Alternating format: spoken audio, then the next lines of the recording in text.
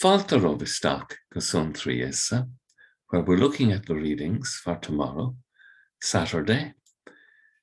And the first reading focuses on the person of Solomon, who's renowned for his wisdom, but it tells us the story of how he acquires his wisdom. We're told the Lord appeared to him in a dream during the night and said to Solomon, "Ask what you would like me to give you." And Solomon begins by saying, "You have shown great kindness to your servant David, my father, when he lived his life before you in faithfulness, justice, and integrity of heart. And you continue this kindness to him by allowing a son of his to sit on his throne today." Solomon begins by thanking God and being grateful for what he already has. And then he says, "Now, O Lord, my God, you made your servant king in succession to David, but I am a very young man, unskilled in leadership. Your servant finds himself in the midst of a people of yours that you have chosen, a people so many in number that it cannot be counted and reckoned. Give your servant a heart to understand how to discern between good and evil." And there's a wonderful definition of wisdom, of how to be able to discern between good and evil. And the Lord is deeply pleased with Solomon that he's asked for this. And the Lord said to him, "And you have not asked for anything for yourself. I will give you a wise heart and shrewd, more than anyone before you has had, and none will have after you. And what you have not asked for, I will give you too, such riches and glory as no other king has ever had." And this is how Solomon begins his reign, but he makes mistakes. He goes astray. He deserts the Lord. And yet, in the end, what is written in the wisdom of Ben Sirach, or Ecclesiasticus 47:22, "But the Lord will always be merciful and keep his promises," that even though Solomon fails and Solomon's determination to apply the wisdom of God fails, God's mercy will never fail.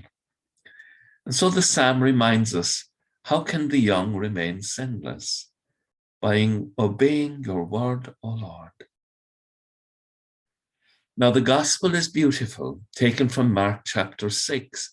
It tells the story of the compassion of Jesus. And remember that the incarnate God, our Lord Jesus Christ, is showing us the nature of God. And so the Lord has compassion for the apostles who return, having been out in ministry, and they're tired, and he says to them, "You must come away to some lonely place all by yourselves and rest for a while." He's a deep concern for his apostles.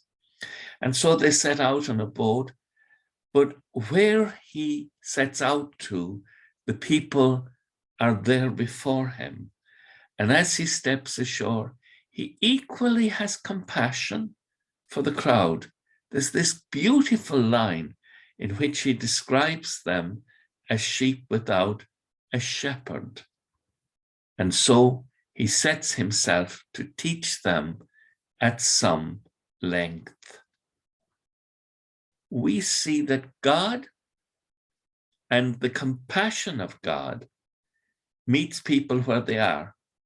All too often we feel we should be in another place to meet God's mercy.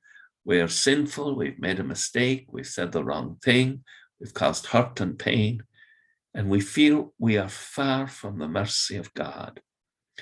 But is gur a card day, agus gur a trocar a day, not an doras. The help of God and the mercy of God is closer to us than the door. And we need to be aware of that God meets us in the moment, in the present moment, where we are. And if we're broken in that moment because of what others have done, God's mercy is there for us. And if we're broken in the moment because of what we have done, God's mercy is there for us. What we learn from this gospel is the mercy of God, as in the incarnate Jesus Christ, and he's revealing the mercy of God, meets us where we are, whether we're the apostles or the people.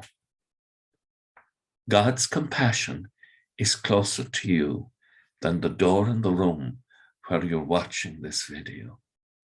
And God's compassion wants to reach out to you. And in the words of Ben Sirach, or Ecclesiasticus 47:22, the Lord will always be merciful and keep all his promises. That is so different from us capricious human beings. We're nice most of the time, and then we lose our way. We say the wrong thing. God is always a loving Father, and this is what Jesus reveals him to be in the Gospels. Let us reflect on this as we go to our beds in this evening. Let us also pray for one another, and let us awake in the morning with the praise of God on our hearts and on our lips. Agus gamana dia ilacop de kshiv, ahar mak agus spirit nev. Amen.